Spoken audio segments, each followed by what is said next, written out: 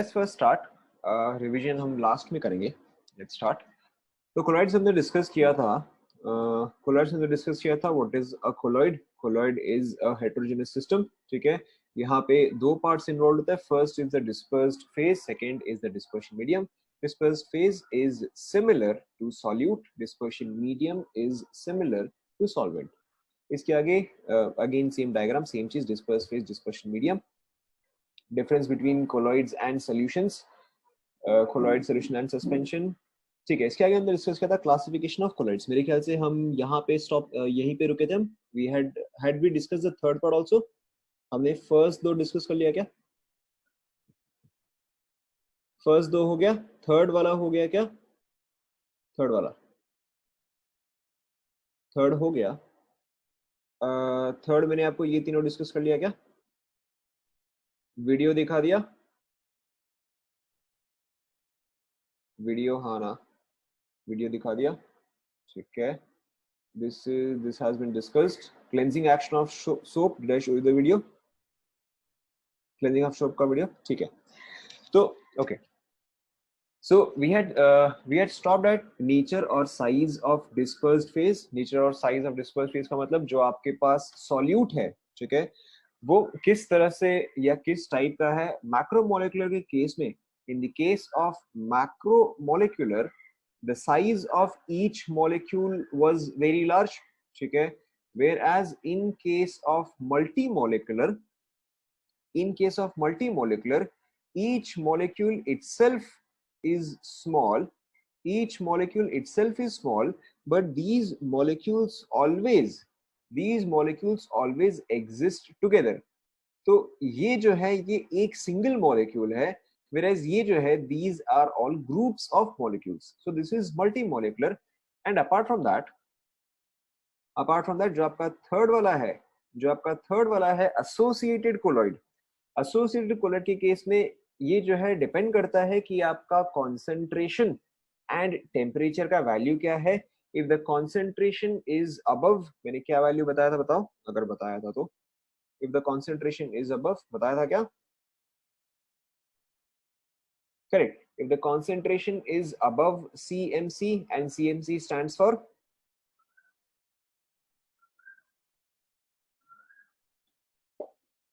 CMC stands for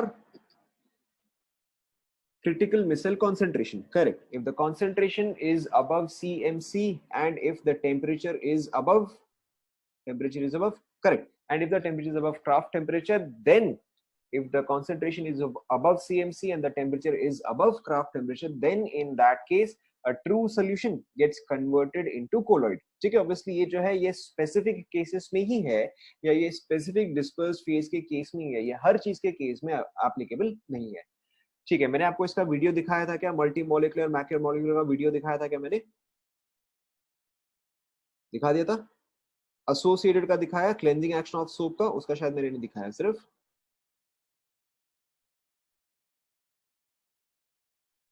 चलो ठीक है, देख लो, अगर मैंने दिखा दिया तो आप मुझे बता देना।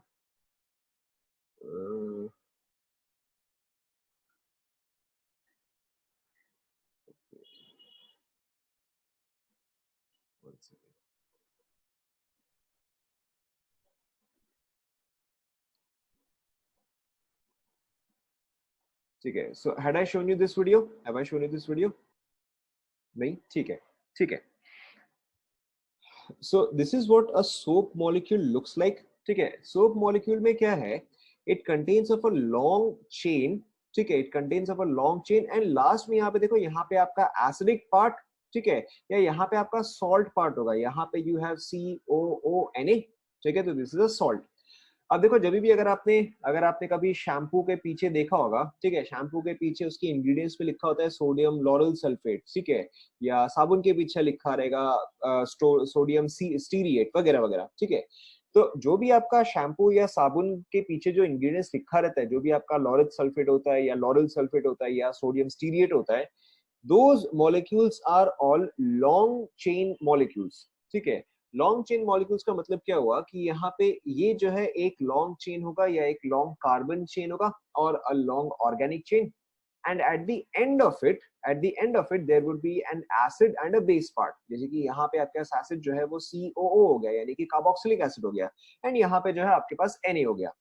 तो अब देखो इसमें क्या है, ये पार्ट आपको ऑलरेडी पता है कि अगर सपोज करो आपको वाटर में डिसॉल्व करना है, if you have to dissolve in water, तो वाटर में पोलर पार्ट डिसॉल्व होगा या नॉन पोलर पार्ट डिसॉल्व होगा,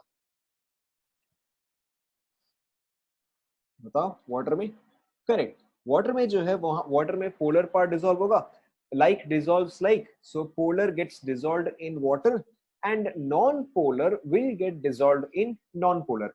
तो यहाँ पे अगर आप देखोगे, यहाँ पे इस चीज को आप दो पार्ट्स में डिवाइड करते हो, first is called as the tail part and this part is called as the head part. आप अगर इसके पिछले वाले डायग्राम में देखोगे तो this is called as your tail part and this is called as your head part, ठीक है। अब यहाँ पे कौन सा पार्ट नॉन पोलर है, टेल या हेड, कौन सा पार्ट नॉन पोलर है? करेक्ट, इसमें आपको दिख रहा है कि यहाँ पे टेल पार्ट जो है वो नॉन पोलर है एंड हेड पार्ट जो है दैट इज पोलर, राइट। यहां तक क्लियर?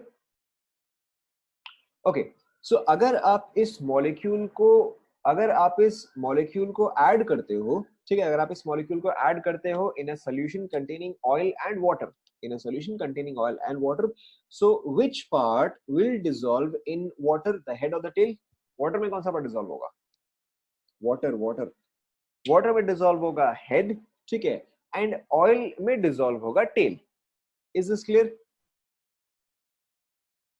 ठीक है, अब देखो let's continue with the video.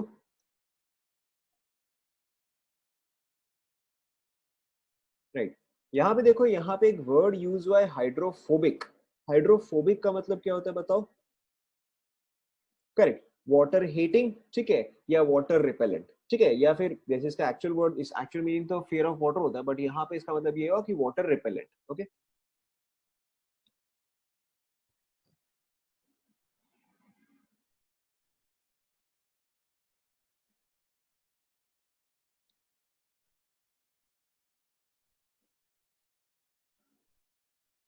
ठीक है। अब यहाँ पे देखो, यहाँ पे आप क्या कर रहे हो कि जब भी आप डिटर्जेंट यूज करते हो या आप सोप यूज करते हो, उसमें आप करते क्या हो, जैसे ये जो है ये झाग बना, ठीक है, आप इसमें जो है कोई भी एक गंदा कपड़ा ऐड कर रहे हो। यहाँ पे गंदा कपड़ा जो है it can be dirty because of dust, it can be dirty because of dust, because of dirt, ठीक है, बिकॉज ऑफ स्वेट और ऑयल, ग्रीस, एनीथिंग, ठीक है। अब देखो इसके आगे क्या होता है, आप इमेजिन करो कि जो स्टेन है, ठीक है, कि जो स्टेन है that is because of oil. तो देखो, this water is sorry this cloth, ठीक है, this cloth is surrounded by water and ये पर्टिकुलर दाग जो है, this can be dust, this can be dirt, this can be grease, this can be oil, it can be anything, ठीक है। तो basically आप इसको ऐसे अज्यूम करो कि ये पार्ट जो है this is the oil part and इसके अलावा this is surrounded by water part. तो ऑयल पार्ट में जो है, ऑयल पार्ट के अंदर टेल जाएगा because tail has a tendency to dissolve in oil, whereas head part जो है वो वाटर में ही रहेगा। तो अब इसकी वजह से हो क्या रहा है कि जो भी टेल पार्ट है वो सारा का सारा ऑयल पार्ट के अंदर जा रहा है, ठीक है, and this is holding oil, ठीक है, this is holding on to the oil part just like hooks. ये टेल जो है इस ऑयल पार्ट के अंदर घुस गया एंड इसको हुक की तरह अटका के रखा है। अब उसकी वजह से देखो, जब आप this tail part has now hooked inside the grease part or the oil part, फिर जब आप इसको एक साथ वॉश करते हो, फिर जब आप इसको पानी के साथ वॉश करते हो या रिंस करते हो, तो उस मामले में क्या होगा कि ये पूरा का पूरा जो है एक साथ उठ के निकल जाएगा। Is this part clear? Clear to everyone? ठीक है, let's continue with the video. तो जब आप इस चीज को वॉश करते हो तो पूरा दाग जो है वो एक साथ इसके साथ निकलता है, ठीक है। तो there is one important difference between soap and detergent, ठीक है। आप ऑब्वियसली नहाते वक्त सोप यूज करते हो, आप डिटर्जेंट यूज नहीं करते हो, ठीक है। Between soap and detergent which is more corrosive और which is stronger? Correct, detergent is more corrosive और डिटर्जेंट इज स्ट्रॉन्गर, ठीक है। तो सोप एंड डिटर्जेंट के बीच में डिफरेंस क्या होता है, ठीक है। In case of soap molecules you have carboxylic acids, जैसे कि हमने जो फर्स्ट एग्जांपल देखा, इन case of soap molecules you have long chain carboxylic acids of sodium and potassium, ठीक है। Whereas in case of detergent you have long chain carboxylic acids of either ammonium salts, ठीक है, और in general they are sulphonic salts, ठीक है। जो major difference आपको याद रखना है between soap and detergent, soap के केस में यू हैव कार्बोक्सिलिक, डिटर्जेंट के केस में यू हैव सल्फोनिक, ठीक है। Apart from that, in case of soap it could be sodium और potassium, in case of detergent it is ammonium. Difference आपको याद रखना है, वेरी इंपॉर्टेंट, ठीक है। ये जो है ये आपका यहीं पर ही खत्म होगा। Is this clear? हाँ ना, ठीक है। So back to our presentation. यहाँ पे देखो जो हमने डिस्कस किया macromolecular, multimolecular and associated colloids. So this is your macromolecular, this is your multimolecular and associated के केस में देखो जो जस्ट हमने अभी एक डायग्राम देखा कि there is a long chain, ठीक है, और long hydrocarbon chain, this is called as the tail part और this is also called as the hydrophobic part. Apart from that the head part is the hydrophilic part. जब आप इसको water में dissolve करोगे, जब आप इसको वाटर में डिसॉल्व करोगे तो हेड पार्ट जो है वो वाटर के अंदर रहेगा, टेल पार्ट जो है वो वाटर के बाहर रहेगा, ठीक है। और लेकिन यहीं पर अगर आपके पास एक ऑयल स्टेन हुआ या अगर एक ग्रीस स्टेन हुआ तो in that case the tail part is present inside the grease, the head part is present outside of the oil, ठीक है। this thing is also called as a micelle, ठीक है। this thing is also called as a micelle। आपको दोनों ही term याद रखने हैं। फिर इसके अलावा देखो नेक्स्ट स्टेप में क्या होता है, initially you have a grease molecule और initially you have oil stain. फिर इसके अंदर क्या होता है, these molecules hook it with the help of their tails and then finally जो है जब आप इसको वॉश करते हो ये पूरा का पूरा एक साथ ही निकलता है, ठीक है। So this is all about cleansing action of soap और this is about associated colloids. अब इसके बाद देखो, इसके बाद in the next step you have preparation, purification and properties of colloids, ठीक है। प्रिपरेशन यानी कि आप कोलॉइड्स को किस तरह से फॉर्म करते हो। सो सबसे पहले इन केस ऑफ लायोफिलिक, ठीक है, in case of lyophilic DP and DM के बीच में अट्रैक्टिव फोर्स था या रिपल्सिव फोर्स था? इन case of lyophilic between DP and DM there was attractive force or repulsive force? Correct, there was attractive force and अगर attractive force है तो इसका मतलब ये है कि उसको फॉर्म करना इजी होगा, क्योंकि disperse phase and dispersion medium के बीच में अट्रैक्टिव फोर्सेस है तो आप सिंपली दोनों को ऐड करो, ठीक है, and you can get a lyophilic colloid, ठीक है। हाउएवर लायोफोबिक के केस में dispersion phase and dispersion medium के बीच में रिपल्सिव फोर्सेस होते हैं, तो those cannot be made that easily, ठीक है। तो लायोफोबिक को फॉर्म करने के लिए आप अलग अलग मेथड्स यूज करते हो। अगेन लायोफिलिक के लिए वेरी सिंपल, ठीक है, आपको disperse phase and disperse medium को ऐड करना है, स्टर करना है, दैट इज इट। लायोफोबिक के केस में you have to use multiple methods, ठीक है। मेथड्स को आप जनरली दो तरीके से क्लासिफाई करते हो, you classify it in two ways. First is dispersion method, the second is condensation method. दोनों मेथड में ओवरऑल कॉन्सेप्ट क्या है कि डिस्पर्शन में आप bigger particle to smaller particle जा रहे हो, दिस इज इट, इतना ही कॉन्सेप्ट है। डिस्पर्शन में you are going from bigger particle to smaller particle. In case of condensation you are going from smaller particle to bigger particle, इतना ही concept है, ठीक है। जैसे कि फॉर एग्जाम्पल देखो जो हमने यहाँ पे देखा था, जैसे कि अगर आप ये तीनों देखो, ठीक है, अब इसमें से कौन सा था जो कि कोलॉइड है, बताओ। करेक्ट, इसमें से बी है जो कि कोलॉइड है, ठीक है। तो अगर सपोज करो कि अगर आप ए से बी जा रहे हो, if you are going from A to B, should this be dispersion और condensation? Correct, this should be condensation, भाई सोच के, ठीक है, दिस शुड बी कंडेंसेशन। अगर आप smaller particle to larger particle जा रहे हो तो दिस शुड बी कंडेंसेशन। अगर आपको कंफ्यूजन लग रहा है, अगर आपको याद नहीं रह रहा है, तो आप ऐसे समझो कंडेंसेशन का मतलब होता है फ्रॉम गैस टू लिक्विड, ठीक है। तो gas to liquid obviously size जो है वो इंक्रीज कर रहा है, आप इसको ऐसे भी याद रख सकते हो। तो अगर आपको ए से बी तक जाना है तो in that case you will use condensation. अगर आपको इंस्टेड सी से बी जाना है, so that is correct, that is your dispersion. समझ में आ रहा है सभी को? ओके, अब देखो एक्चुअल में क्या क्या मेथड्स हैं। Now, in case of dispersion, the common methods that you use is mechanical dispersion, electro dispersion. Ultrasonic is not in your syllabus, इसको आप छोड़ सकते हो, ठीक है। And peptidization. Then again condensation में you have so many methods, ठीक है? So let's look at the video. One second.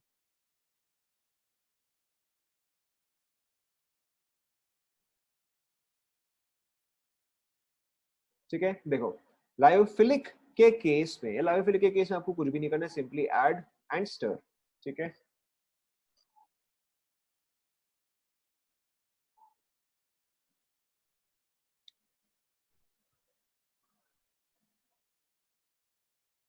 ठीक है, lyophobic is slightly more complicated.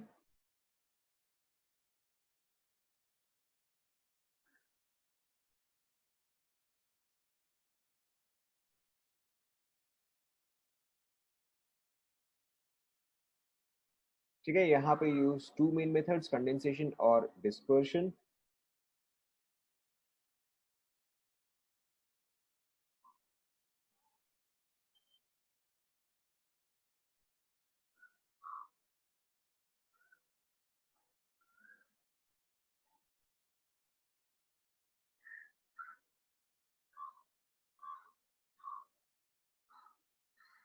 ठीक है, पार्टिकल साइज पे ध्यान देना. देखो ये वाला पार्टिकल साइज इंक्रीज हुआ,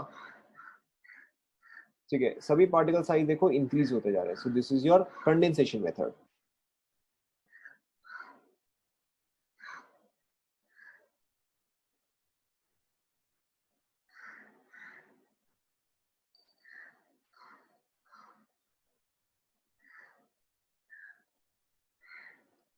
ठीक है, अब कंडेंसेशन मेथड में आपको हर बार ध्यान में रखना है, इन केस ऑफ कंडेंसेशन आप एक पार्टिकल को लार्जर पार्टिकल में कन्वर्ट कैसे कर रहे हो? Simply by precipitation.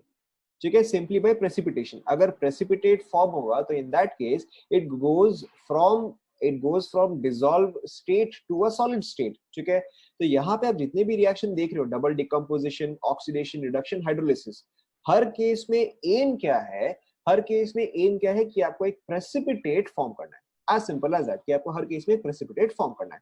अब देखो, जैसे कि अगर आप एक एक रिएक्शन देखोगे, and again these are the most common examples. अगर आप रिएक्शन देखोगे,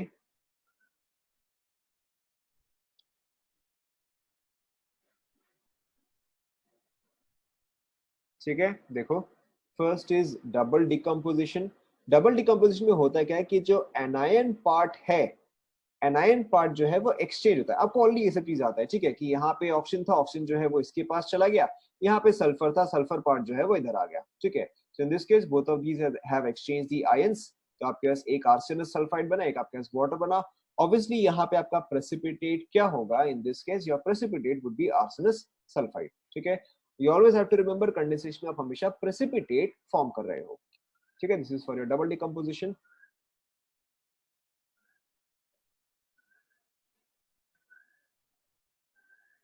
ठीक है, then this is for your oxidation. यहाँ पे अगर आप देखोगे, हालांकि ये जो है स्ट्रिक्टली तो ये तो रेडॉक्स में आ जाएगा. यहाँ पे अगर आप देखोगे तो यहाँ पे ऑक्सीडाइज अगर आप देखोगे, in this case in SO2 sulphur का oxidation state is, in SO2 sulphur का oxidation state is correct. Sulphur का ऑक्सीडेशन स्टेट आएगा +4. In case of H2S oxidation state is correct. यहाँ पे ऑक्सीडेशन स्टेट कौन सा है? Right. So between SO2 and H2S, which is getting oxidized?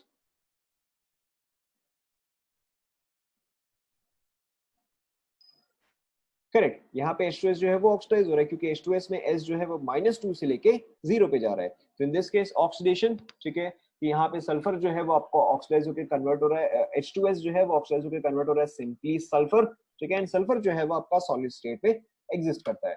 So this is oxidation. You can also count this as reduction, कि अगर ये oxidise हो रहा है तो दूसरा जो है वो रिड्यूस हो रहा है. Next is reduction. ठीक है, अब रिडक्शन के केस में क्या है कि gold, silver, platinum, they do not want to exist in combined form. ठीक है, ये जो है ये नेटिव फॉर्म में एग्जिस्ट करना चाहते हैं. Gold is a noble metal, so it does not want to react. So in this case अगर आपके पास ऑरिक क्लोराइड है, ठीक है, यू रिड्यूस इट. ठीक है, you reduce it with the help of formaldehyde. And आप इसको कन्वर्ट करें to give you gold. In this case gold का oxidation state is correct, and यहाँ पे गोल्ड का ऑक्सीडेशन स्टेट इज 0. तो यहाँ पे गोल्ड जो है that is getting reduced.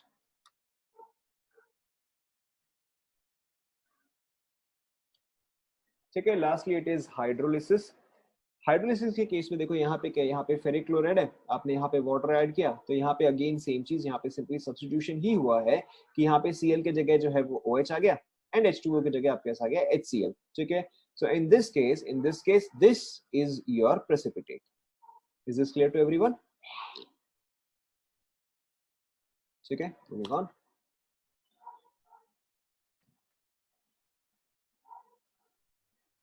Now next is your dispersion method.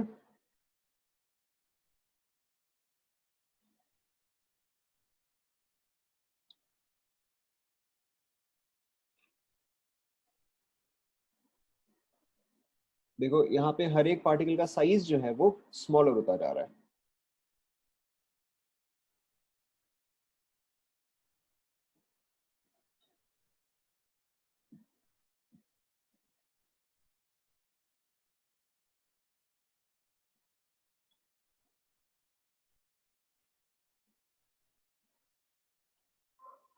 ब्रेडिग्स arc method is very very important. ठीक है, तो आप इस पे ध्यान देना.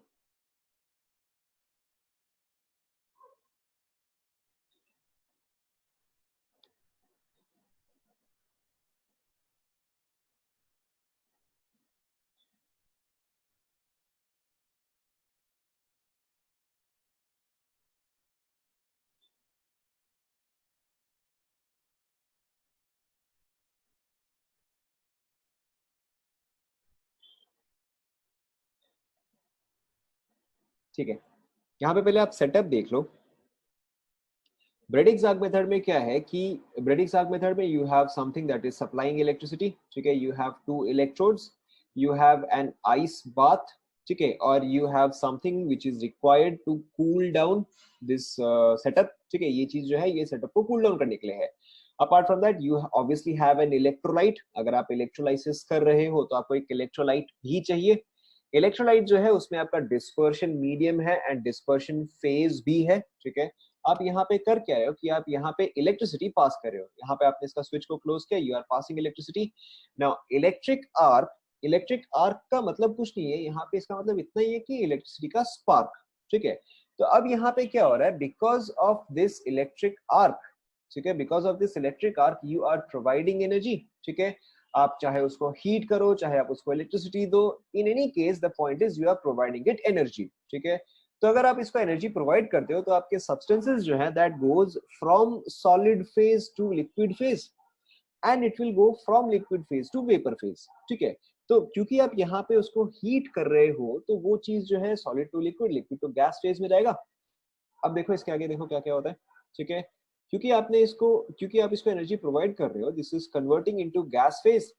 गैस फेज में कन्वर्ट होके अब ये गैस जो है वो एस्केप कर रहा है.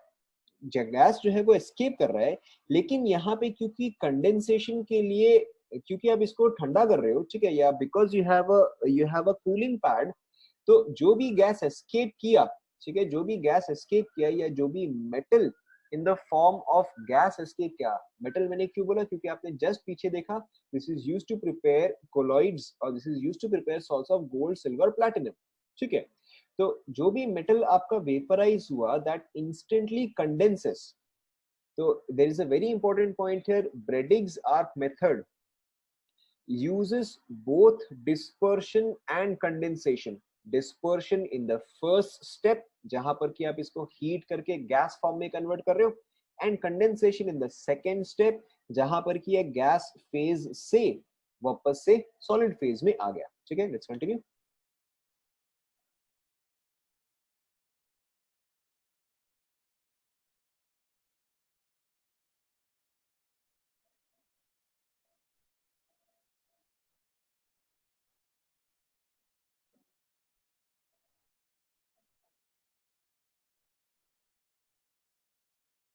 ठीक है, so let's look at this once again. सबसे पहले आपके पास जो इलेक्ट्रोड था, ठीक है, आपके पास जो इलेक्ट्रोड था या आपके पास जो डिस्पर्शन मीडियम था, ठीक है, इसके अंदर जो है आपके पास gold silver platinum already present था। आपने उसको हीट किया, मेटल जो है वो वेपराइज हुआ, वेपर्स ऑफ मेटल, मेटल जो है वो वेपराइज हुआ। बट क्योंकि आप यहाँ पे एक कूलिंग एनवायरनमेंट रख रखे हो या यहाँ पे आप एक कोल्ड एनवायरनमेंट रख रखे हो, तो यही मेटल जो है वो वापस से लिक्विड मेटल में कन्वर्ट होता है। And because this converts back again to liquid, ठीक है, तो ये चीज जो है ये एक सॉल्व फॉर्म करता है। Briggs arc method involves both. It involves both dispersion as well as condensation. Okay, moving on. Next method is peptization. Now, peptization is basically the opposite of precipitation. Peptization is the opposite of precipitation. Precipitation के case में क्या होता है कि जो आपके पास solute particle है, प्रेसिपिटेशन के केस में जो आपके पास सॉल्यूट पार्टिकल है वो डिसॉल्व स्टेट से सॉलिड स्टेट में आता है, ठीक है। In case of peptization the exact reverse happens, that is it converts from solid to dissolved, ठीक है। प्रेसिपिटेशन में from dissolved to solid, peptization में एग्जैक्टली उल्टा, ठीक है। देखो किस तरह से इनिशियली ये जो है दिस इज ऑलरेडी प्रेसिपिटेटेड, ठीक है, ये जो है ये बॉटम पे सेटल हो गया है। अब देखो आप इसमें क्या कर रहे हो, आपने इसमें ऐड किया है पेप्टाइजिंग एजेंट, ठीक है, आपने इसमें पेप्टाइजिंग एजेंट ऐड किया है, पेप्टाइजिंग एजेंट ऐड किया या एक इलेक्ट्रोलाइट ऐड किया, so this has converted into colloidal solution, ठीक है। Now how has this converted into colloidal solution, देखते रहो।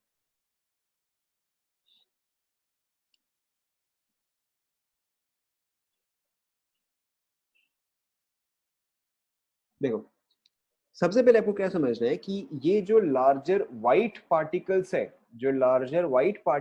दीज आर ऑल प्रेसिपिटेट, ठीक है। जो आपने इलेक्ट्रोलाइट ऐड किया है, इलेक्ट्रोलाइट का मतलब जैसे कि for example NaCl is an electrolyte, it contains Na+ and Cl-। तो उसी तरह से कोई भी इलेक्ट्रोलाइट में आपके पास पॉजिटिव चार्ज भी होगा एंड नेगेटिव चार्ज भी होगा। So what you have done is you have added an electrolyte to this precipitate. This electrolyte is also called as peptizing agent. फिर देखो हो क्या रहा है कि ये जो प्रेसिपिटेट है, जो प्रेसिपिटेट के मॉलिक्यूल्स है, दे आर एडजॉर्बिंग AD, ठीक है, they are adsorbing only one type of electrolyte, they are adsorbing only one type of ion. They can either adsorb negative, ठीक है, और दे कैन एडजॉर्ब पॉजिटिव। इस पर्टिकुलर एग्जाम्पल में ये जो है ये पॉजिटिव पार्ट को एब्सॉर्ब कर रहा है। यहां तक समझ में आ रहा है ना? नहीं समझ में आया कौन सा पार्ट?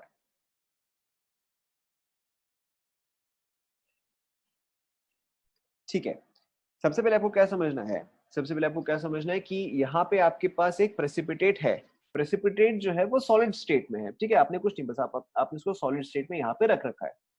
फिर आप क्या करो, आप यहाँ पे एक इलेक्ट्रोलाइट ऐड कर रहे हो, electrolyte something which simply contains positive and negative, इतना ही, ठीक है। फिर देखो नेक्स्ट स्टेप में क्या हो रहा है, नेक्स्ट स्टेप में जो प्रेसिपिटेट के मॉलिक्यूल्स हैं, प्रेसिपिटेट के मॉलिक्यूल्स कोई भी एक टाइप का चार्ज को एब्सॉर्ब कर रहा है, कोई भी एक, ठीक है, it could B negative, in this particular case it is positive. अब देखो क्योंकि वो एब्सॉर्ब कर रहा है तो उसे हो क्या रहा है कि पॉजिटिव पार्टिकल्स के बीच में क्या होगा, रिपल्शन होगा, ठीक है। तो पॉजिटिव पार्टिकल्स के बीच में रिपल्शन होने के वजह से जो आपका प्रेसिपिटेट था, ठीक है, वो या तो ब्रेक होने लगेगा, ठीक है, जो आपका प्रेसिपिटेट है वो ब्रेक होने लगेगा, और अगर वो चीज ब्रेक होने लगेगा तो it will go from larger particles to smaller particles. समझ में आ रहा है? ठीक है, तो यहां पर देखो एग्जैक्टली वही हुआ है कि आपके पास इनिशियली जो दो लार्ज पार्टिकल्स थे, एंड क्योंकि ये काफी लार्ज पार्टिकल्स है, so this is solution, colloid और suspension. What is this? Correct, ये जो है ये आपका सस्पेंशन आएगा। तो अगर आपको सस्पेंशन से लेके कोलॉइड में कन्वर्ट करना है, you have to break it down into smaller particles. तो उसी को स्मॉलर पार्टिकल्स में ब्रेक करने के लिए आप क्या कर रहे हो कि आप इस पे चार्ज ऐड कर रहे हो। तो इसने कोई भी एक टाइप का आयन एब्सॉर्ब किया, any one type, in this case positive. तो क्योंकि यहाँ पे पॉजिटिव के बीच में रिपल्शन है, तो अब ये पार्टिकल्स तो साथ में आ नहीं सकते. Precipitate molecule is adsorbent. Correct. Precipitate molecule is the adsorbent. Absolutely right. And electrolyte would be your adsorbate. ठीक है. दोनों दोनों दोनों दोनों दोनों both of these. ठीक है. पहली बात तो ये मॉलिक्यूल और ये मॉलिक्यूल जो है, ठीक है, चलो हम मॉलिक्यूल से बेटर वर्ड होगा पार्टिकल. मॉलिक्यूल से यहाँ पे बेटर वर्ड जो है वो पार्टिकल होगा. पहली बात तो इस पार्टिकल एंड इस पार्टिकल के बीच में रिपल्शन है. क्यों? क्योंकि ये भी पॉजिटिवली चार्ज है एंड ये भी पॉजिटिवली चार्ज है. समझ में आ रहा है ना? ठीक है. एंड नेक्स्ट थिंग क्या है कि with in this particle also this positive charge is repelling this positive charge. ठीक है, कि इन दोनों के बीच में तो रिपल्शन है ही, प्लस इस पॉजिटिव चार्ज एंड इस पॉजिटिव चार्ज के बीच में भी रिपल्शन है. ठीक है, तो यू हैव इंटरमॉलिक्यूलर रिपल्शन और rather inter particle repulsion and also intra particular repulsion. अब देखो इसके आगे नेक्स्ट क्या हो रहा है. बिकॉज ऑफ रिपल्शन ये दोनों पार्टिकल्स जो है वो एग्रीगेट नहीं कर सकते and in addition these particles themselves also break. ठीक है, अब क्योंकि ये पार्टिकल ब्रेक हो गया तो this has converted into smaller particles. ठीक है, यहाँ पे there is one very important condition you require. जरूरत है, ठीक है, this has to be there. You require freshly prepared precipitate. ठीक है, फ्रेशली प्रिपेयर्ड प्रेसिपिटेट का मतलब क्या है? जैसे कि सपोज करो अगर आप सीमेंट लेते हो, ठीक है, सीमेंट जो है जब आपने जस्ट डाला होता है तब सीमेंट जो है वो फ्रेश रहता है, तब वो जो है वो ऑलरेडी हार्डन या वो तब तक स्टिफ नहीं हुआ होता है. तो जब तक सीमेंट जस्ट फ्रेश डाला हुआ है आप उसको शेप दे सकते हो. ठीक है, लेकिन अगर एक बार सीमेंट जो है वो सेट हो गया है या एक बार सीमेंट जो है वो ड्राई हो गया है, अब उसका आप और कुछ नहीं कर सकते. राइट. तो यहाँ पर भी एग्जैक्टली वही है कि यू रिक्वायर, ठीक है, you require freshly prepared precipitate. Why? Because that has not yet hardened, that has not yet dried. तो अगर वो चीज फ्रेशली प्रिपेयर्ड है तो आप वो उसको आप अभी भी ब्रेक कर सकते हो, लेकिन अगर एक बार वो ड्राई हो गया तो उसको ब्रेक करना डिफिकल्ट है. So which is why you take freshly prepared precipitates. Why? Because the particles are not yet, they are not yet firmly attached to each other. ठीक है, तो इसलिए आप इस चीज को इजीली डिसइंटीग्रेट कर सकते हो. This is exactly same as कि अगर आपको दो चीजों को चिपकाना है, ठीक है, आप गम यूज करते हो, तो अगर आपने गम लगा दिया और इंस्टेंटली निकाल दिया तो वो निकल जाएगा, लेकिन अगर आपने उसको सेट होने के लिए दे दिया तो फिर उसको निकालना बहुत मुश्किल है. तो यहाँ पर भी एग्जैक्टली वही है कि अगर आपने प्रेसिपिटेट जस्ट फॉर्म किया है तो उसको रिवर्स करना इजी है, लेकिन अगर वो एक बार ड्राई हो गया फिर उसको वापस से कन्वर्ट करना इजी नहीं है. तो this is exactly the same thing. Adsorbing power of particle should be greater than repulsion of charges, else breaking will be difficult.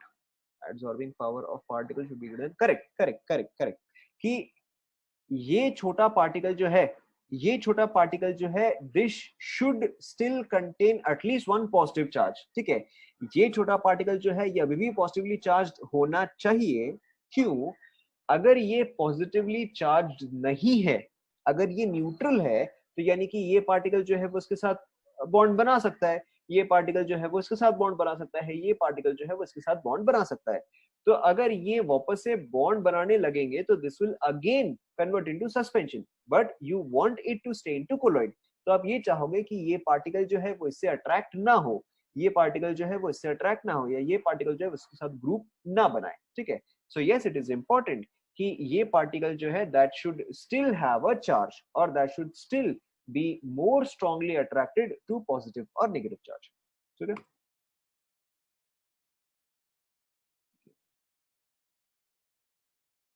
ठीक है, this is same as your peptization.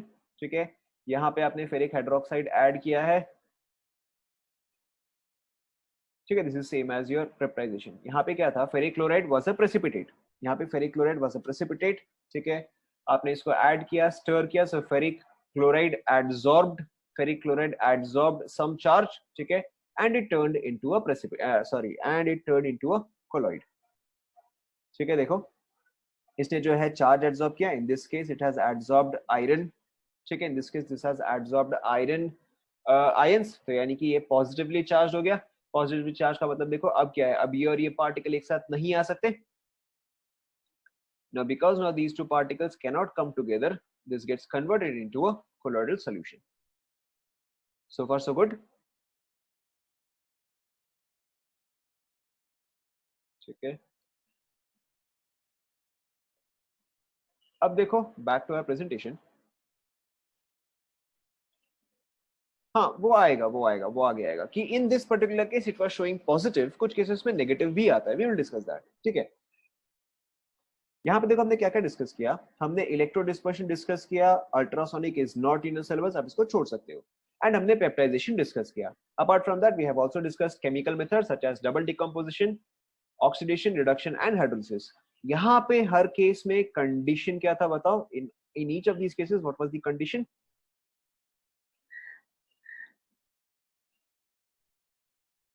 In each of these cases what was the condition?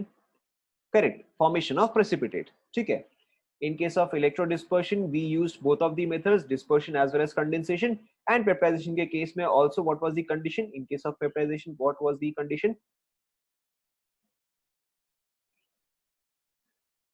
This is not the condition, correct, the condition is fresh precipitate. ठीक है, and what do you call the electrolyte that is added?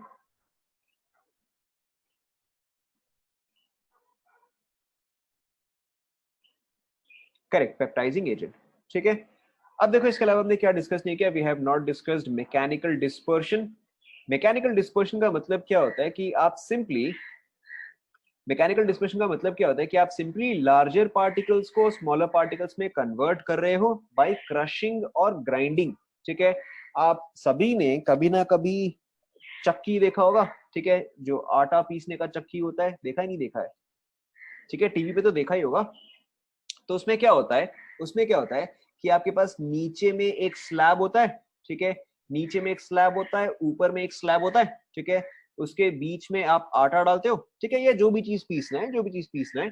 तो इन दोनों slabs के बीच में एक slab जो है वो रोटेट होता है, ठीक है, दोनों स्लैब्स के बीच में जो भी आपने मटेरियल डाला है वो जो है वो स्मॉलर पार्टिकल्स में कन्वर्ट होता है। हाँ ना, देखा है नहीं देखा है? जेल में, यस, ठीक है, जैसे आपको आपके फ्रेंड्स ने स्कूल टाइम में बोला होगा जेल में चक्की पीसेगा, ठीक है, या जेल में आटा पीसेगा, व्हाटएवर।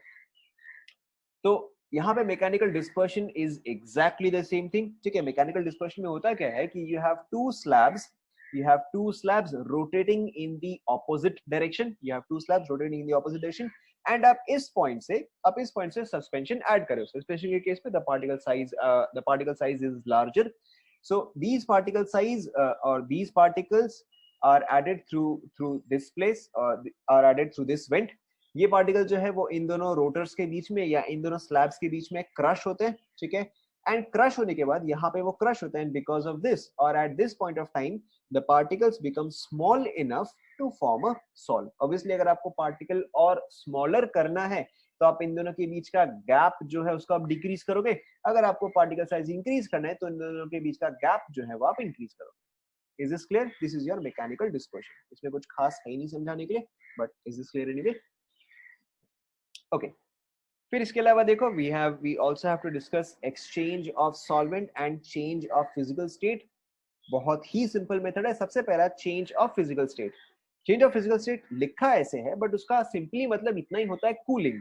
इसका सिंपली मतलब इतना ही होता है, कूलिंग। अब देखो सपोज करो अगर आपके पास एक सैचुरेटेड सॉल्यूशन है, if you have a saturated solution, what happens when you heat it? What happens when you heat it? Does it convert into super saturated or unsaturated? सोच समझ के जवाब देना। You have a saturated solution, you heat it, does it convert into unsaturated or super saturated? सोच समझ के याद करके।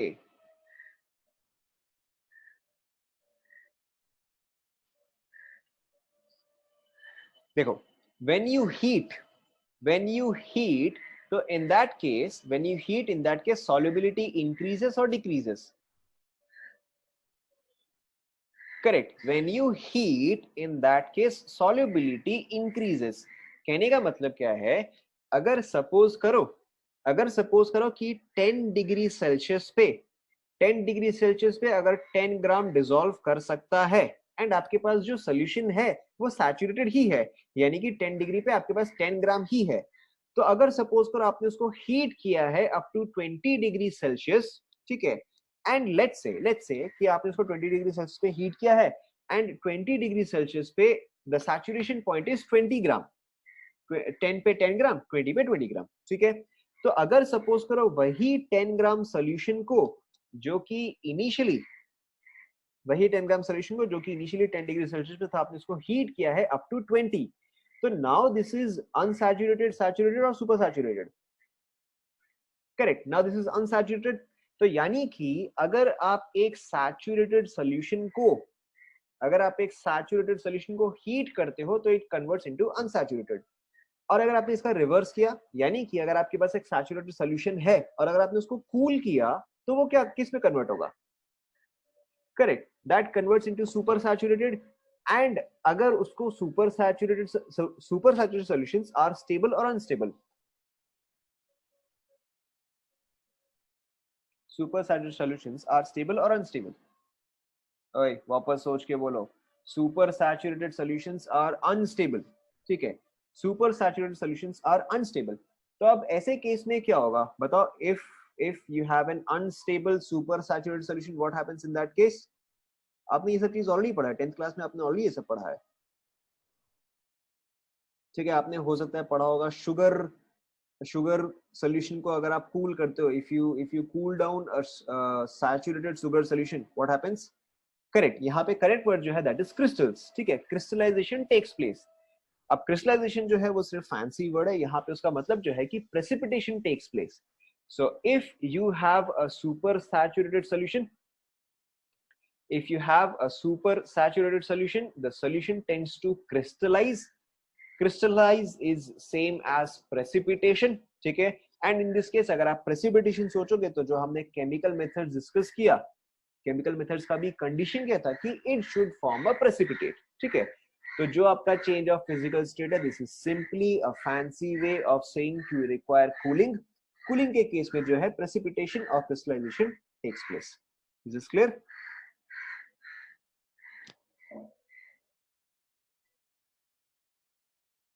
ठीक है।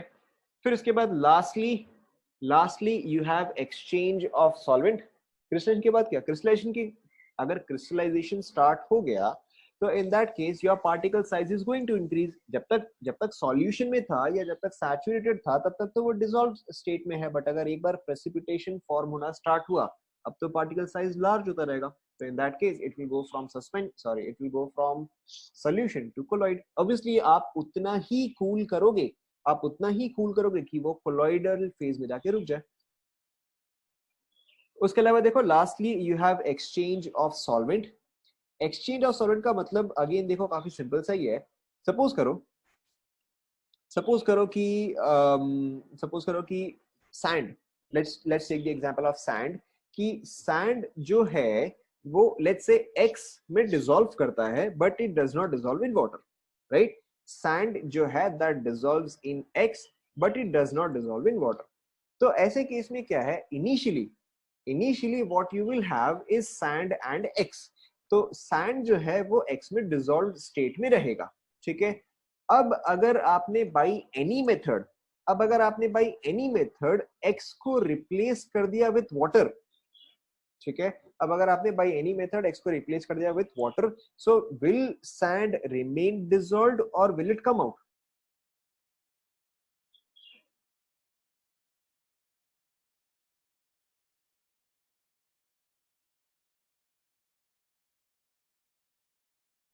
आपने एक्स को रिप्लेस किया है विथ वाटर, आपने एक्स को कंप्लीटली रिप्लेस कर दिया विथ वाटर, ठीक है। अब देखो अगर आपने एक्स को कंप्लीटली रिप्लेस कर दिया विथ वाटर तो अब इस केस में क्या होगा? अब इस केस में क्या होगा कि सैंड जो है वो तो एक्स में डिसॉल्व करता है, लेकिन आपने एक्स को सब्स्टिट्यूट कर दिया विथ वाटर, तो in that case sand can no longer remain dissolve, ठीक है। So this is called as exchange of solvent, ठीक है। आप सॉल्वेंट 1 से सॉल्वेंट 2 को एक्सचेंज करते हो, ठीक है, in such a way that solute is not soluble in solvent 2, ठीक है। आप सिंपली ऐसे सॉल्वेंट को एक्सचेंज करते हो कि आपका सॉल्यूट जो है डिसॉल्व नहीं होता, इतना ही, ठीक है। जैसे कि फॉर एग्जांपल शुगर जो है वो वाटर में डिसॉल्व करता है, बट हो सकता है कि वो ऑयल में डिसॉल्व नहीं करता होगा, तो आप वाटर को एक्सचेंज करोगे विथ ऑयल, ठीक है, so that sugar no longer remains dissolve. Is this clear?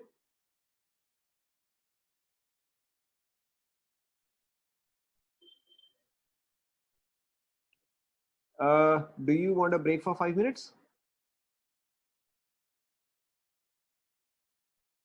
ठीक है, so we'll take a break for 5 minutes. We'll take a break for 5 minutes. मेरे मेरे को 11:23 दिखा रहा है, ठीक है, my watch is showing 11:23. We'll start at 11:30. Okay.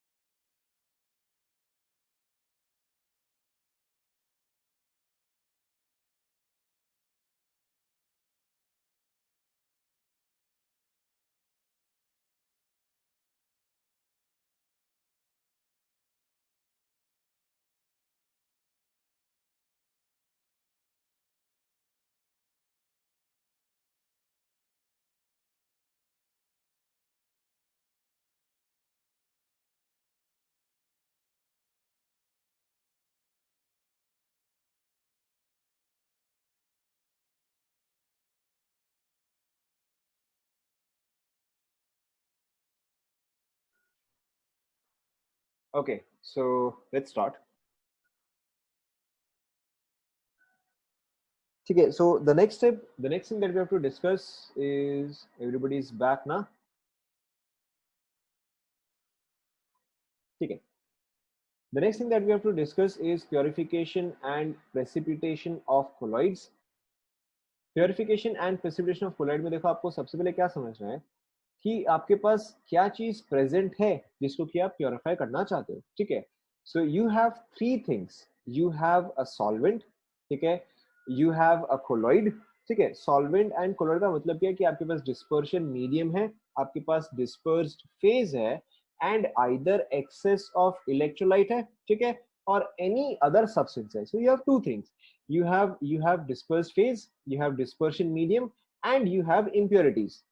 तो हम यहाँ पे प्योरीफाई करना क्या चाहते हैं कि आप यहाँ पे इम्प्योरिटीज जो है उसको आप रिमूव करना चाहते हो. ठीक है, so now this can be purified in two ways. This can be purified in two veg.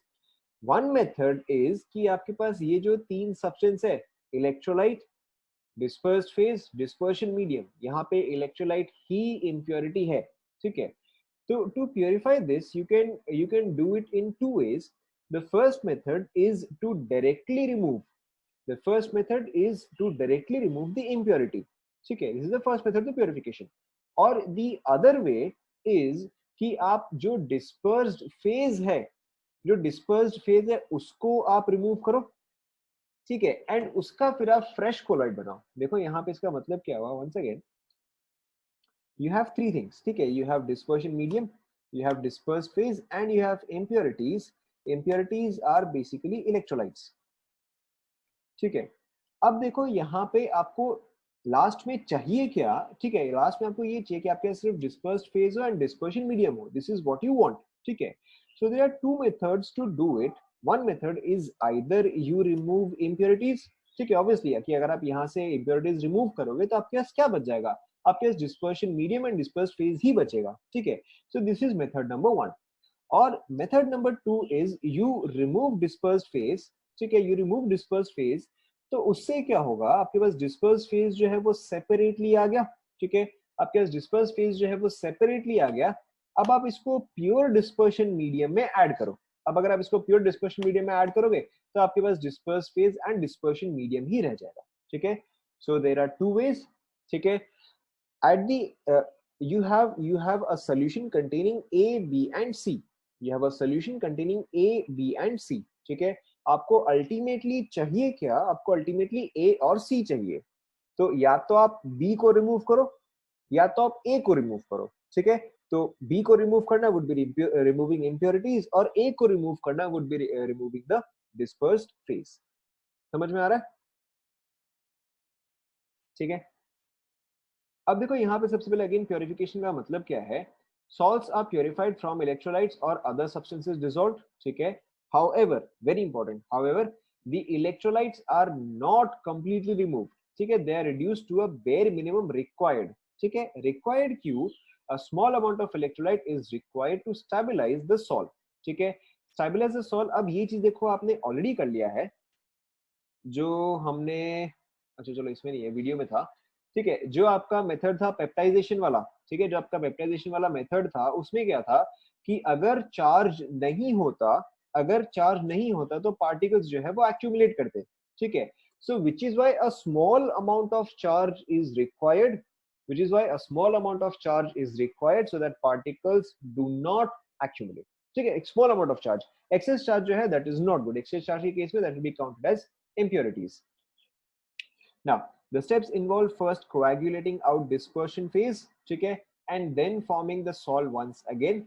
यहाँ पे तीन common methods है. First is dialysis, second is ultrafiltration, third is ultracentrifugation.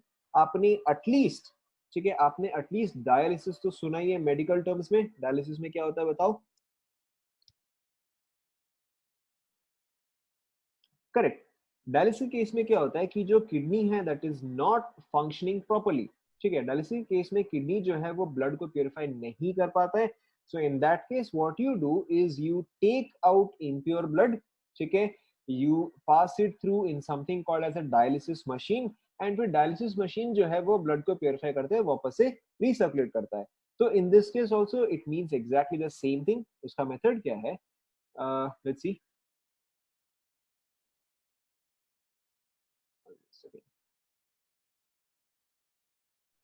ठीक है, so three common methods. First is dialysis, second is ultrafiltration, third is ultracentrifugation. Now let's check this one by one. ठीक है,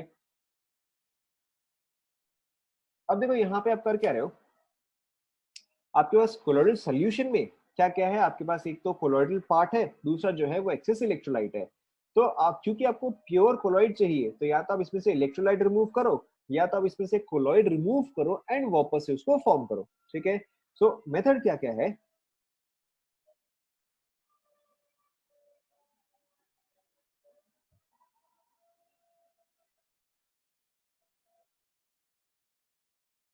ठीक है। अब यहाँ पे देखो, there is one very important part that you have to remember. आपके पास ये जो है, ठीक है, this is the impure, this is the impure solvent और this is the impure solution. It contains electrolyte, it contains dispersed phase, it contains dispersion medium.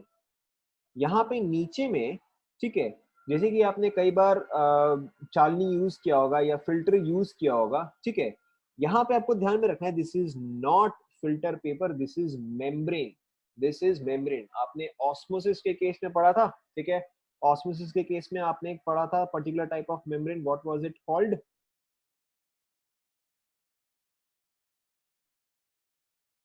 क्या पढ़ा था, उस मेम्ब्रेन का नाम क्या था ऑस्मोसिस के केस में, ऑस्मोसिस की डेफिनेशन में जो एक वर्ड आता है, करेक्ट, ऑस्मोसिस के केस में जो एक वर्ड आता है that is semi permeable membrane. And semi permeable membrane का मतलब क्या होता है,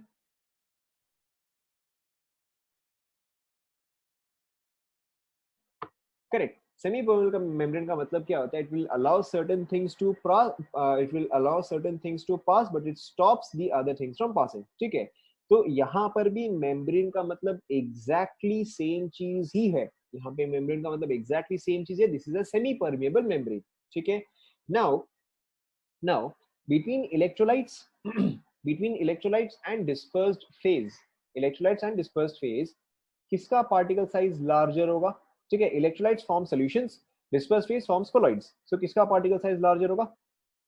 करेक्ट, डिस्पर्स्ड फेज का पार्टिकल साइज जो है वो लार्ज होगा। ठीक है, तो मेम्ब्रेन किस चीज को अटकाएगा, स्मॉलर पार्टिकल्स या लार्जर पार्टिकल्स? करेक्ट, मेम्ब्रेन जो है वो लार्जर पार्टिकल को अटकाएगा, यानी कि मेम्ब्रेन जो है वो कोलॉइड को अटकाएगा या मेम्ब्रेन जो है वो डिस्पर्स्ड फेज को अटकाएगा, लेकिन इलेक्ट्रोलाइट जो है वो क्या करेगा, वो तो पास कर जाएगा, है ना। ठीक है, so will continue with the video. देखो मेम्ब्रेन है, मेम्ब्रेन में आपने कोलॉइडल सॉल्यूशन या इम्प्योर कोलॉइडल सॉल्यूशन जो है वो पास किया, जो इलेक्ट्रोलाइट प्लस सॉल्वेंट है वो जो है वो तो थ्रू हो जाएगा। ठीक है, इलेक्ट्रोलाइट प्लस सॉल्वेंट जो है दैट विल गो थ्रू, वेराज जो आपका कोलोइडल पार्टिकल जो है वो आपका मेम्ब्रेन के ऊपर ही रह गया। अब देखो, जब आपको प्योर कोलॉइड बनाना है तो आपके पास डिस्पर्स्ड फेज जो आ गया है, आप डिस्पर्स्ड फेज को लेके प्योर डिस्पर्शन मीडियम में ऐड करके आपको प्योर कोलॉइडल सॉल्ट मिल जाएगा। इज दिस क्लियर, समझ में आ रहा है? ठीक है, यहाँ पे इस पर्टिकुलर चीज का पॉइंट क्या था, इस पर्टिकुलर चीज का पॉइंट क्या था कि मेम्ब्रेन जो है वो कोलॉइड्स को थ्रू जाने नहीं देता है, मेम्ब्रेन जो है वो कोलॉइड्स को थ्रू जाने नहीं देता, it allows the electrolyte and solvent to pass through. ठीक है, इस चीज का यूज आता है डायलिसिस में, किस तरह से देखो,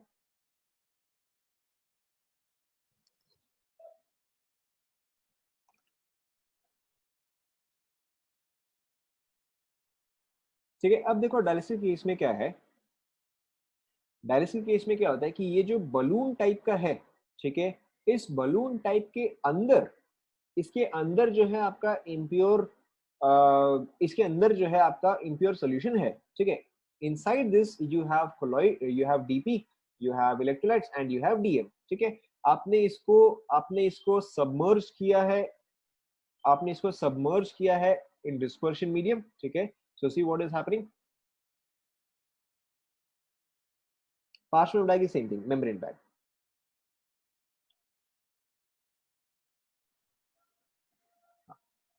अब देखो यहाँ पे क्या हो रहा है, जब आप वाटर को फ्लो करवा रहे हो, ठीक है, जब आप वाटर को फ्लो करवा रहे हो तो इस वजह से क्या हो रहा है कि water from this end goes inside this, ठीक है, देखो वाटर का फ्लो आप देख रहे हो, तो water from this end goes inside this, ठीक है, and then the same water comes out. तो वाटर के साथ साथ क्या बाहर आएगा, इलेक्ट्रोलाइट या डिस्पर्स्ड फेज?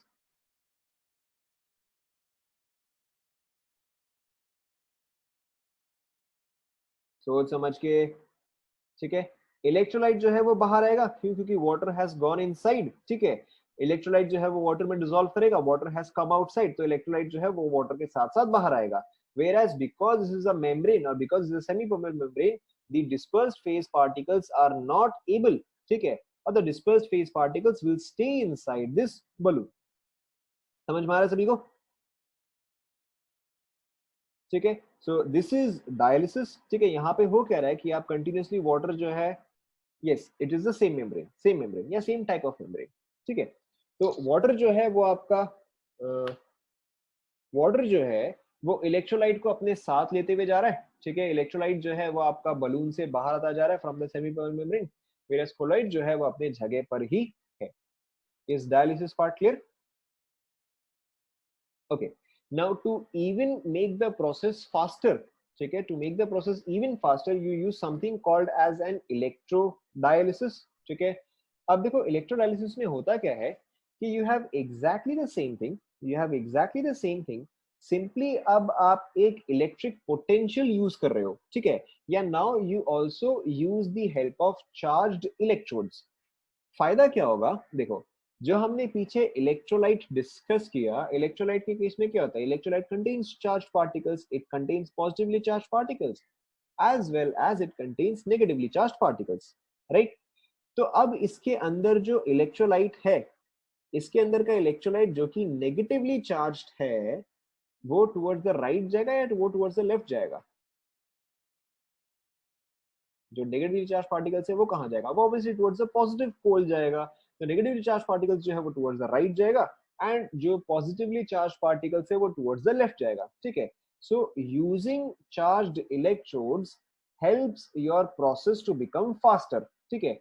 पिछले केस में यू वर ओनली डिपेंडिंग, पिछले केस में you were only depending on the flow of water, ठीक है। In this case both of the factors are helping कि आप फ्लो ऑफ वाटर भी यूज कर रहे हो, दूसरी बात आप चार्ज को भी यूज कर रहे हो, ठीक है। Let's look at the video.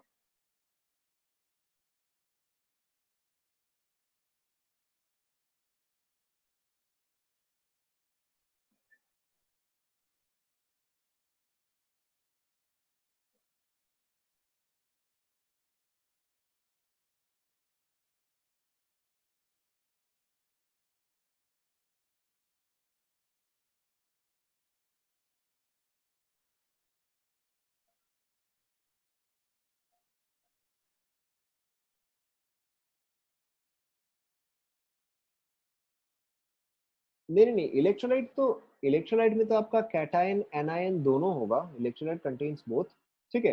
तो ऐसे से देखो क्या हो रहा है, जो आपका इलेक्ट्रोलाइट है that also gets removed faster. Clear to everyone?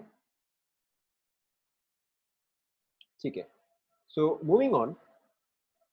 moving on, there were three methods that we have discussed, ठीक है। First was dialysis, second is ultrafiltration, third is ultracentrifugation। अब देखो उसमें क्या होता है, ठीक है, in case of ultrafiltration, now in case of ultrafiltration simply फर्क क्या है, ठीक है, yes this method is very effective, अगर ये मेथड इफेक्टिव नहीं होता तो फिर डायलिसिस काम क्या आता, ठीक है, this method is very effective. Now next is ultrafiltration. So in case of ultrafiltration what happens is कि आप नॉर्मल फिल्टर पेपर यूज नहीं करते हो, ठीक है, instead of using normal filter paper you use ultra filter paper, सिर्फ इतना ही फर्क है, ठीक है। Instead of using normal filter paper you use ultra filter paper. Why? Because normal filter paper में जो पोर साइज है, नॉर्मल फिल्टर पेपर जो पोर साइज है दैट इज वेरी लार्ज, ठीक है। अल्ट्रा फिल्टर पेपर में जो पोर साइज है दैट इज स्मॉलर, बस इतना ही डिफरेंस है। Normal filter paper large size, ultra filter small size, ठीक है। देखो यहाँ पे हो क्या रहा है,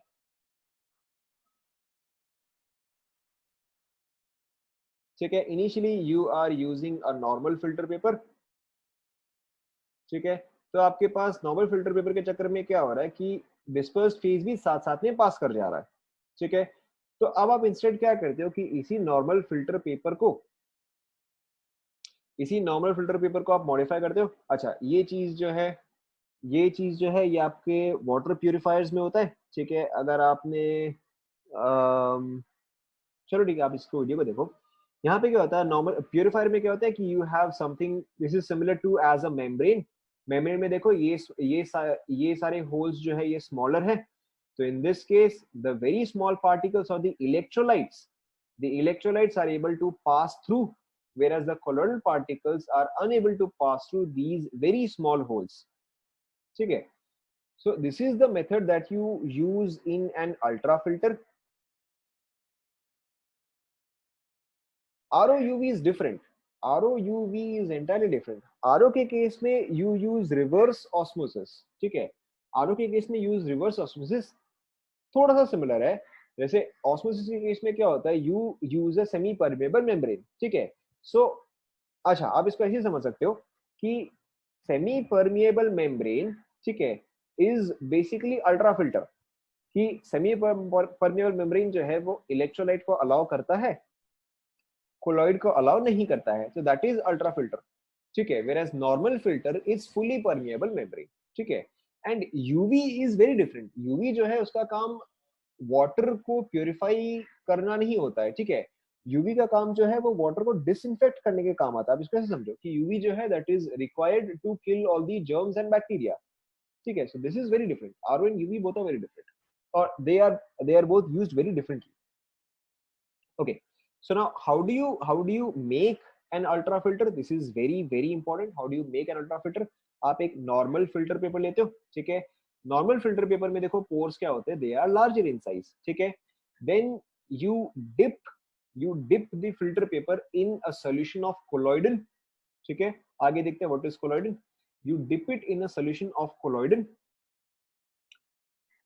तो कोलॉइडन जो है वो इसके पोर्स को ऑक्यूपाई करता है, ठीक है। After dipping it in collodion you harden it, ठीक है, और you make it stiff. First you dip it in collodion, then you dip it in formaldehyde to harden it, ठीक है। अब उसकी वजह से होता क्या है, कि जो पोर साइज जो है दैट डिक्रीजेस, ठीक है। The pore size of ultra filter paper decreases. And apart from that, very common question, what is collodion solution? Colloidal solution is a 4% mixture of nitrocellulose. Very important, ये आपको याद रखना है, ठीक है। इन एनी केस आपको NCERT में मिल जाएगा, but you also have to memorise this. तो जब आप इसको कोलॉइडल में डिसॉल्व करते हो, it decreases the pore size. Then you dip it in formaldehyde to harden the solution. अब देखो इसकी वजह से अल्ट्रा फिल्टर में देखो पोर साइज जो है वो काफी डिक्रीज हो गया है, ठीक है। द पोर साइज हियर, ठीक है, and the pore size here, here the pore size is much larger, ठीक है, whereas in this case the pore size are much smaller. Clear? ठीक है, continuing.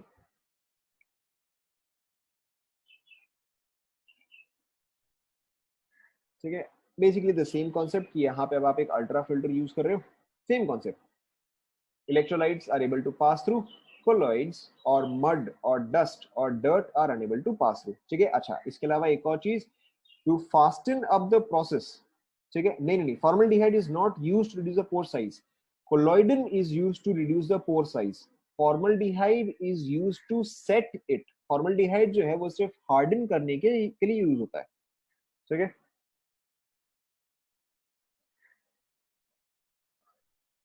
तो इसके अलावा आप इस प्रोसेस को और भी स्पीड अप कर सकते हो with the application of pressure.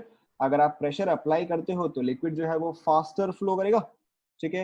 Liquid जो है वो फास्टर फ्लो करेगा, and you can obtain pure solution faster, ठीक है। इसके अलावा इन केस ऑफ अल्ट्रा फिल्ट्रेशन आपने क्या किया, जो कोलॉइडल पार्टिकल्स है, ठीक है, यहाँ पे आपने कोलॉइडल पार्टिकल्स जो है वो आपने इकट्ठा किया, ठीक है। Then you are using the same colloidal particle, ठीक है, and you are adding it to dispersion medium to form pure colloidal solution. Is this clear?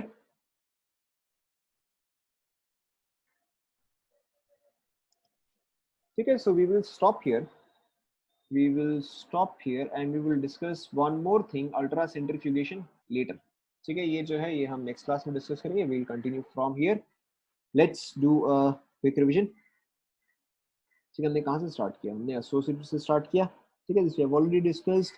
ठीक है, we have discussed preparation, purification and precipitation. आप बताते रहो, मैं आपको पूछता रहूंगा। ठीक है, in case of preparation we use two methods broadly, which are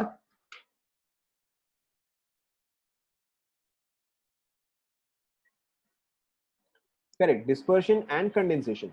Correct, dispersion and condensation. अगर आप solution से colloid में जाना चाहते हो तो which method would you use? Correct, and इसके reverse के case में आप use करोगे dispersion. ठीक है, now what are the methods involved in dispersion?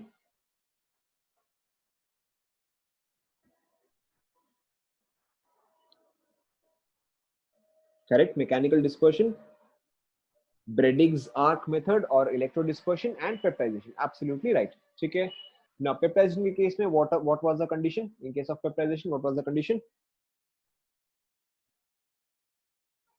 Correct, fresh precipitate. In case of Bradig's arc method, what colloidal solutions can be prepared?